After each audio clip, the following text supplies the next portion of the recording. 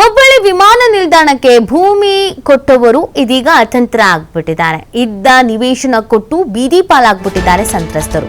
ಏರ್ಪೋರ್ಟ್ಗೆ ನಿವೇಶನ ಬಿಟ್ಕೊಟ್ಟವರಿಗೆ ಇನ್ನು ಪುನರ್ವಸತಿ ಭಾಗ್ಯ ಅನ್ನೋದು ಇಲ್ಲ. 2007ರಲ್ಲಿ ವಿಮಾನ ನಿಲ್ದಾಣಕ್ಕೆ ವಶಪಡಿಸಿಕೊಳ್ಳಲಾಗಿದ್ದಂಥ ನಿವೇಶನ, ಹುಬ್ಬಳ್ಳಿ ಏರ್ಪೋರ್ಟ್ ವಿಸ್ತರಣೆಗಾಗಿ ವಶಪಡಿಸಿಕೊಂಡಿದ್ದಂಥ ನಿವೇಶನ, 529 ನಿವೇಶನಗಳನ್ನು ವಶಪಡಿಸಿಕೊಂಡಿದ್ದ ಸರ್ಕಾರ. ಈ ಪೈಕಿ ಅರ್ಧ ಜನರಿಗೆ ಮಾತ್ರ ಪುನರ್ವಸತಿ ಕೊಟ್ಟಿರುವಂತಹ ಸರ್ಕಾರ. ಪರಿಗಾಗಿ ನಿವೇಶನಕ್ಕೆ 16 ವರ್ಷ ಅಲಿದ್ರೂ ಕೂಡ ಪ್ರಯೋಜನ ಮಾತ್ರ ಇಲ್ಲ. ಹುಬ್ಬಳ್ಳಿ ಧಾರವಾಡ ನಗರಾಭಿವೃದ್ಧಿ ಪ್ರಾಧಿಕಾರಕ್ಕೆ ಸಂತ್ರಸ್ತರು ಈ ಡೆಡ್ಲೈನ್ ಕೊಟ್ಟಿದ್ದಾರೆ. ಇದೇ 24ರಂದು ನಿವೇಶನ ಹಂಚಿಕೆಗಾಗಿ ವಿಶೇಷ ಸಭೆಯನ್ನ ಕರೆದಿರುವಂತದ್ದು ಕೂಡ. ನಿವೇಶನ ನೀಡದೇ ಇದ್ರೆ ಅನಾಹುತಕ್ಕೆ ನೀವೇ ಜವಾಬ್ದಾರಿ ಅಂತ ಕೂಡ ಎಚ್ಚರಿಕೆ ಕೊಡಲಾಗಿದೆ.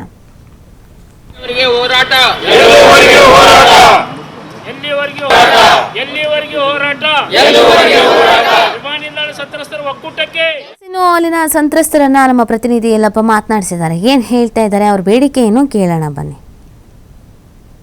ಹುಬ್ಬಳ್ಳಿಯ ವಿಮಾನ ನಿಲ್ದಾಣವನ್ನು ಅಂತಾರಾಷ್ಟ್ರೀಯ ವಿಮಾನ ನಿಲ್ದಾಣ ಮಾಡಬೇಕು, ಇದನ್ನು ಮೇಲ್ದರ್ಜೆಗೇರಿಸಬೇಕು ಅಂತೇಳಿ ಇವರೆಲ್ಲರೂ ಸಹ ಇಲ್ಲಿ ಅಂತಂದರೆ ಆ ವಿಮಾನ ನಿಲ್ದಾಣಕ್ಕೆ ಭೂಮಿ ಕೊಟ್ಟವರು. ಈ ಭೂಮಿ ಕೊಟ್ಟು 20 ವರ್ಷ ಕಳೆದೆ. 20 ವರ್ಷ ಕಳೆದರೂ ಸಹ ಇಲ್ಲಿ ಅಂತಾರೆ ನಮಗೆ ನಮ್ಮ ಜಾಗವನ್ನು ನಮಗೆ ಕೊಡಿ, ನಮಗೆ ಬೇರೆ ಕಡೆ ಇಲ್ಲಿ ಅಂತಾರೆ ವಸತಿಯನ್ನು ಮಾಡಿಕೊಡಿ ಅಂತೇಳಿ ಕಳೆದ ಇಲ್ಲಿ ಅಂದರೆ 20 ವರ್ಷಗಳಿಂದ ಬೀದಿಗೆ ಬಿದ್ದು ಹೋರಾಟ ಮಾಡ್ತಾರೆ. ಆದರೆ ಇವರಿಗೆ ಮನೆ ಕೊಡಬೇಕಾಗಿದ್ದಂತಹ ಸರ್ಕಾರಗಳು ಇವರ ಜೀವನದ ಜೊತೆ ಚೆಲ್ಲಾಟ ಆಡ್ತಿದ್ದಾವೆ. ಅದರ ಜೊತೆಗೆ ಇಲ್ಲಿ ಅಂತಂದ್ರೆ ಇವತ್ತು ಹುಬ್ಬಳ್ಳಿ ಧಾರವಾಡ ನಗರಾಭಿವೃದ್ಧಿ ಪ್ರಾಧಿಕಾರದ ವಿರುದ್ಧ ಇಲ್ಲಿ ಅಂತಂದ್ರೆ ಇವರು ಪ್ರತಿಭಟನೆ ಮಾಡ್ತಾರೆ ಮತ್ತು ನಗರಾಭಿವೃದ್ಧಿ ಪ್ರಾಧಿಕಾರ ಇವ್ರಿಗೊಂದು ಗಡುವನ್ನ ನೀಡಿದೆ. ಏನು ಅಂತ ಅದರ ಬಗ್ಗೆ ಇಲ್ಲಿ ಹೋರಾಟಗಾರರು ನಾನು ಅವರನ್ನೇ ಮಾತಾಡ್ತೀನಿ.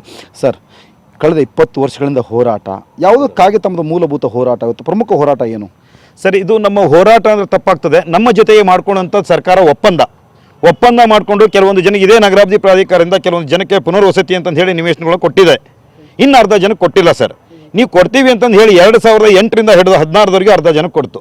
ಈಗ ಇವತ್ತಿಗಾದರೂ ನಮಗೆ 16ನೇ ಇಸ್ವಿಯಿಂದ ಹಿಡಿದು ಇಲ್ಲಿವರೆಗೂ ಒಂದು ನಿವೇಶನ ಕೊಡ್ತಾ ಇಲ್ಲ. ಪ್ರತಿ ಮಾಸಿಕ ಸಭೆಯಲ್ಲಿ ಇದ್ರ ಬಗ್ಗೆ ಚರ್ಚೆ ಮಾಡಿದ ಪ್ರತಿನಿಧಿಗಳು ಎದಕ್ಕೆ ಹೋಗಿ ಬರ್ತಾರೆ, ನಮ್ಮ ಬಗ್ಗೆ ಒಂದು ಸ್ವಲ್ಪ ಚಕಾರಾದಕ್ಕೂ ನಮ್ಮ ಧ್ವನಿ ಎತ್ತಾರನೋ ಅಂತ ನಾವು ನೋಡಿದ್ವಿ ಸರ್.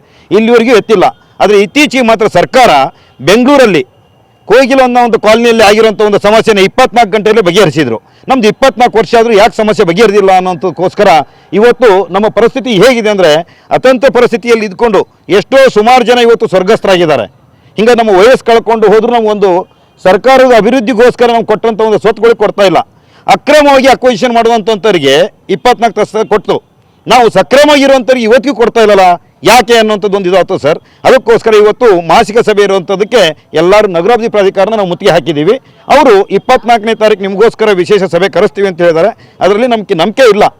ಇನ್ನು ಮುಂದೆ ಇವ್ರು ಕೊಡೋದಿಲ್ಲ ಅಂದರೆ ನಾವು ಅನಿವಾರ್ಯವಾಗಿ ಉಗ್ರ ಹೋರಾಟ ಮಾಡಲೇಬೇಕಾಗಿದೆ. ಯಾಕೆಂದರೆ ಪ್ರತಿ ದಿವಸ ನೋಡ್ತಾ ಬಂದರೆ ಹಿಂದೆ ಇರುವಂಥ ರೇಟ್ ಇವತ್ತಿಲ್ಲ. ನಮಗೆ ಕೊಟ್ಟಿದ್ದು ಕೇವಲ 450 ರೂಪಾಯಿ ಪರಿಹಾರ ಕೊಟ್ಟು 450 ರೂಪಾಯಿ ಈಗ ನಮಗೆ ಹುಡದಿಂದ ನಿವೇಶನಕ್ಕೆ ತುಂಬ್ರಿ ಅಂತ ಹೇಳ್ತಾರೆ. ಇದು ಯಾವ ನ್ಯಾಯ? 485 ತುಂಬ ಅನ್ನೋಂಥದ್ದು. ಜೊತೆಗೆ ಇವತ್ತಿಗೆ ನಿವೇಶನೂ ಕೊಡ್ತಾ ಇಲ್ಲ. ನಿವೇಶನ ಕೊಟ್ಟರೆ ತುಂಬುವಂಥ ಪ್ರಶ್ನೆ ಬೇರೆ, ನಮ್ಮ ನಿವೇಶನಗಳು ನಮ್ಗೆ ಕೊಡಬೇಕಲ್ಲ. DC ಅವರು ಏನು ಮಾಡಿದ್ರು, 529 ಜನಕ್ಕೂ ಕೊಡಬೇಕು ಅಂತ ಹಿಂದೆ ತೀರ್ಮಾನ ಮಾಡಿದ ಸರ್ಕಾರ. ಮತ್ತು ರಾಜ್ಯಪಾಲರ ಆದೇಶನೂ ಇದೆ. ಕೇವಲ 70-80 ಪ್ಲಾಟ್ ಕೊಟ್ಟು ಇನ್ನು ಉಳಿದ್ರೆ ಕೊಡೋದನ್ನೇ ಕಾಲ ಹಗರಣ ಮಾಡ್ತಿದ್ದಾರೆ. ಇದು ಕಾರಣ ಇಷ್ಟೇ, ಇವತ್ತು ನಿವೇಶನಗಳು ಸ್ವತ್ತಿನ ವ್ಯಾಲ್ಯೂ ಜಾಸ್ತಿ ಆಗ್ತಾ ಇದೆ. 60-70 ಲಕ್ಷ ರೂಪಾಯಿ ಕೊಟ್ಟರು ಇವತ್ತು ನಿವೇಶನ ಸಿಗ್ತಾ ಇಲ್ಲ. ಇದಕ್ಕೆ ಒಂದೇ ಒಂದು ಉದಾಹರಣೆ ಹೇಳಬೇಕು ಅಂದರೆ, ನನ್ನ ನಿವೇಶನ ಪಕ್ಕದ ನಮ್ಮ ಸಿಸ್ಟ್ರಿಗೆ ಅಂತ ಒಂದು ಕೊಡಿಸಿದ್ವಿ. ಇವತ್ತು ಅದು 75 ಲಕ್ಷ ರೂಪಾಯಿ ಕೊಟ್ಟರು ಆ ನಿವೇಶನ ಸಿಗ್ತಾ ಇಲ್ಲ. ನಾನು ಕೇವಲ 4-5 ಲಕ್ಷ ರೂಪಾಯಿ ಕೊಟ್ಟು ಕಿತ್ಕೊಂಡು ಪುನರ್ವಸತಿನೂ ಕೊಡಲಿಲ್ಲ. ನಮ್ಗೆ ಸಂಕಟ ಆಗೋದು ಸಹಜ ಅಲ್ಲ ಸರ್. ಏನು ಮಾಡ್ತೀರಿ ಸರ್? ಸರ್, ಇದು ಕೊಡಲಿಲ್ಲ ಅಂತಂದು ಹೇಳಿದರೆ ಮುಂದೆ ಉಗ್ರ ಹೋರಾಟವನ್ನು ಮಾಡ್ತೇವೆ, ಪಂಜಿನ ಮೆರವಣಿಗೆ ಮಾಡ್ತೇವೆ. ಸತತವಾಗಿ ನಾವು ಹೋರಾಟ ಮಾಡುವಂಥ ನಮ್ಮ ಕಳ್ಕೊಂಡಿದ್ದಕ್ಕೆ ನಾವು ಸಂತ್ರಸ್ತರಾಗಿದೆ. ಹೋರಾಟ ಮಾಡೋದು ಅನಿವಾರ್ಯ ಸರ್. ಸರ್ಕಾರ ಇನ್ಮೇಲೆ ಆದರೂ ಕಿಂಚಿತ್ತು ನಮ್ಮ ಬಗ್ಗೆ ಒಂದು ಕಣ್ಣು ತೆರಿಬೇಕು ಅಂತ ಹೇಳಿ ನಿಮ್ಮ ಮುಖಾಂತರ ತರಲಿಕ್ಕೆ ಇಚ್ಛೆ ಪಡ್ತೀವಿ sir. Raghuttam Kulkarni. Thank you sir. ಅಮ್ಮ, ಕಳೆದ 20 ವರ್ಷಗಳಿಂದ ಹೋರಾಟ, ಮನಿ ಕೊಟ್ರಿ, ಜಾಗ ಕೊಟ್ರಿ, ಯಾವಾಗ ನಿಮಗೆ ಮನಿ ಕೊಡೋದವರು? ಅವ್ರು ಬರೀ ಕೊಡ್ತೇವೆ ಅಂತ ಹೇಳ್ತಾರೆ. ನಾವು ಎಲ್ಲರಿಗೆ ಭೇಟಿಯಾದ್ವಿ, ಎಲ್ಲ ಮಿನಿಸ್ಟರ್ ಭೇಟಿಯಾದ್ರು, ಶಾಸಕರು ಭೇಟಿಯಾದ್ರು, MLA ಗಳಿಗೆ ಬರೀ ಕೊಡ್ತೇವೆ ಅಂತ ಹೇಳ್ತಾರೆ ಅವರು. ನಾವು ಹೋದಾಗ ನಮ್ಮನ್ನು ಮಾರಿ ತೊಳೆದು ಇವತ್ತು ಹೆಚ್ಚಿ ಆಯ್ತು ಬರ್ರಿ ಅಂತ ಕಳಿಸ್ತಾರೆ ಅವರು. ಯಾವಾಗ ಅವ್ರು ಕೊಡೋದು? ನಾವು ಹಂಗೆ ದಿನ ಸತ್ತು ಹೋದ್ರಿಗೆ ಎಷ್ಟು ಮಂದಿ. ನಾವು ಬಾಡಿಗೆ ಮನೆ ಆಗದೇವಿ. ಈಗ ನಮ್ಗೆ ಗಂಡ್ರಿಲ್ಲ, ಮಕ್ಳಿಲ್ಲ, ದುಡ್ದು ಹಾಕವ್ರಿಲ್ಲ. ನಾವು ಹೆಂಗೆ ಜೀವನ ಮಾಡಬೇಕು? ಈಗ ನಮಗೆ ಯಾವಾಗ ಕೊಡ್ತೇವೆ ಅಂದ್ರೆ ಈಗ ನಾಳೆ 24ನೇ ತಾರೀಕಿಗೆ ಹೇಳ್ಯಾರ ಅವರು ಮೀಟಿಂಗ್ ಮಾಡ್ತಾರೆ. ಅವ್ರು ನಮ್ಮನ್ನ ಕರೆಸಿ ಮೀಟಿಂಗ್ ಮಾಡಿ ಒಪ್ಪಂದ ಮಾಡ್ಕೊಂಡ್ರು ಹಂಗಾತು. ಇಲ್ಲಾಂದ್ರೆ ನಾವು ರೋಡ್ನಾಗ ಮಕ್ಕೊಂತೀವಿ, ಪಂಜಿನ ಮೆರವಣಿಗೆ ಮಾಡ್ತೇವೆ, ನಮ್ಮನ್ನ ಹಾಸ್ಕೊಂಡು ಹೋಗಲ್ರಿ. ಸಿಗುವವರೆಗೆ ಮಾರವರು.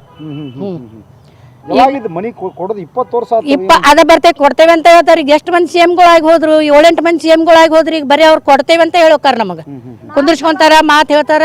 ಆಯ್ತಮ್ಮ ಕೊಡ್ತೇವಿ, ಮಾಡ್ತೇವಿ, ಒಳ್ಳೆ ಲೇಔಟ್ ಮಾಡ್ತೇವಿ, ಮನೆ ಕಟ್ಟಿಸ್ಕೊಡ್ತೇವಿ, ಅದನ್ನ ಮಾಡಿ. ಅವ್ರು ಹೇಳ್ದ 3 ರೂಪಾಯಿಗೆ ಒಂದು ಇಟ್ಟಂಗಿದ್ದು ಈಗ 15 ರೂಪಾಯಿಗೆ ಒಂದು ಇಟ್ಟಂಗೆ. ನಾವು ಹೆಂಗೆ ಮನೆ ಕಟ್ಟಿಸ್ಬೇಕು? ಮನೆ ಕೊಡಬೇಕು, ನಮಗೆ ಜಾಗ ಕೊಡ್ಬೇಕು. ಈಗ ಅವರು ನಮ್ದು ಅರ್ಧ ಮಂದಿ ಕೊಟ್ಟಾರ, ಈಗ 70 ಮಂದಿ ಕೊಟ್ಟಾರ, ಇನ್ನೂ 100-130 ಮಂದಿ ಅದಾರ ಕೊಡ್ಬೇಕು. ಬರೀ ಕೊಡ್ತೇವೆ ಅಂತ ಹೇಳ್ತಾರೆ. ಕೊಡೋದು ಯಾವಾಗ ಅವರು? ಅವ್ರಿಗೆ ಕೊಡ್ಲಿರಿ 24ನೇ ತಾರೀಕಿಗೆ ಟೈಮ್ ಕೊಟ್ಟಾರ ನಮಗೆ. ಅದು ಒಂದು ನೋಡ್ತೇವೆ ನಾವು, ಇನ್ನೂ 8 ದಿನ ನೋಡ್ತೇವೆ.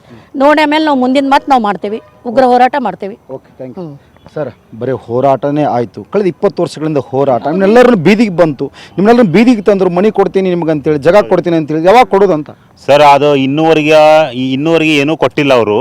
ಈಗ 24ನೇ ತಾರೀಕು ಮೀಟಿಂಗ್ ಕರೆದು ಏನಾದರೂ ಒಂದು ಇತ್ಯರ್ಥ ಮಾಡೋಣ ಅಂತ ಹೇಳ್ತಾ ಇದ್ದಾರೆ. ಅಕಸ್ಮಾತ್ ಅವ್ರು ಏನಾದರೂ ಕೊಡಲಿಲ್ಲ ಅಂದ್ರೆ ನಾವು ಪ್ಲಾಟ್ ಸಿಗುವವರೆಗೆ ನಾವು ಇದು ಹೋರಾಟ ನಾವು ನಿಲ್ಲಿಸೋದಿಲ್ಲ. ಇದು ಪ್ಲಾಟ್ ನಮ್ಗೆ ಸಿಗುವವರೆಗೆ ನಾವು ಇದು ಹೋರಾಟ ನಾವು ನಿಲ್ಲಿಸೋದಿಲ್ಲ. ಇದಷ್ಟು ನಾವು ಹೇಳಬಲ್ಲ sir. Okay, thank you sir. ಕಳೆದ 20 ವರ್ಷಗಳ ಹಿಂದೆ ಹುಬ್ಬಳ್ಳಿ ವಿಮಾನ ನಿಲ್ದಾಣವನ್ನು ಅಂತಾರಾಷ್ಟ್ರೀಯ ಮಾಡಬೇಕು, ಅಂತಾರಾಷ್ಟ್ರೀಯ ವಿಮಾನ ನಿಲ್ದಾಣ ಮಾಡಬೇಕು ಅಂತೇಳಿ ಮೇಲ್ದರ್ಜೆಗೇರಿಸಲು ನಮ್ಮ ಜಾಗವನ್ನು, ನಮ್ಮ ಮನೆಗಳನ್ನು ಇಲ್ಲಿಂದರೆ ಕಸಿದುಕೊಂಡಿದ್ದಾರೆ. ಒತ್ತಾಯಪೂರ್ವಕವಾಗಿ ಬಲವಂತವಾಗಿ ಇಲ್ಲಿಂದರೆ ಕಸಿದುಕೊಂಡ್ರು. ಅಲ್ಲಿಂದ ಇಲ್ಲಿವರೆಗೂ ನಮಗೆ ಮನೆ ಕೊಡಿ ಅಂತೇಳಿ, ಜಾಗವನ್ನು ಕೊಡಿ ಅಂತೇಳಿ ಇವತ್ತು ಅಂಗಲಾಸ್ತಾ ಇದ್ರು ಸಹಿತ ಇವತ್ತು ನಮ್ಮ ಕಡೆ ಸರ್ಕಾರಗಳು ಒಂದಿಚ್ಚುತ್ತು ಕಿಂಚಿತ್ತು ಈ ಕಡೆ ತಿರುಗಿ ನೋಡಿಲ್ಲ. ಇದೇ ರೀತಿ ಮುಂದುವರೆದರೆ ಉಗ್ರವಾದಂಥ ಒಂದು ಹೋರಾಟವನ್ನು ಮಾಡಬೇಕಾಗುತ್ತೆ. ಅದಕ್ಕೆ ಸರ್ಕಾರಗಳು ಅವಕಾಶ ಮಾಡಿಕೊಡಬಾರ್ದು, ನಮಗೆ ನಿವೇಶನ ಕೊಡಬೇಕು ಅನ್ನೋದು ಸಂತ್ರಸ್ತಗಳ ಮಾತು. ಕ್ಯಾಮ್ರಾ ಪರ್ಸನ್ ಜೊತೆ ಯಲ್ಲಪ್ಪ ಸೊಲರ್ಗೊಪ್ಪ, TV5 ಹುಬ್ಬಳ್ಳಿ.